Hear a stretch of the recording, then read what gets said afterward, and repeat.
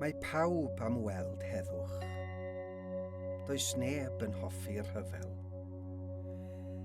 Mae'r rhyfel yn dinistrio ac yn dolirio ac yn creu rhwygiadau. Nid dod i'r byd i hybu'r rhyfel a wnaeth Iesu, ond i gyflwyno ffordd heddwch. Ffordd sydd yn groes i ffordd rhai yn y byd. Mae Iesu yn galw i ddilynwyr i warchod y byd.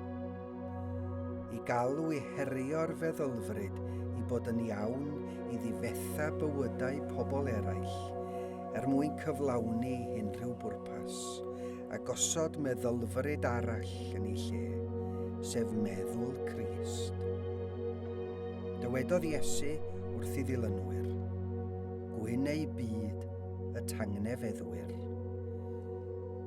Gweddiwn am gael gweledigaeth o'r ddaear wedi'i chyfannu yng nghariad Iesu, ac am ei fuddod i alwad Iesu i fod yn gyfryngau i dangnefedd, yn dystion i efengil y cymod ac yn weision ef.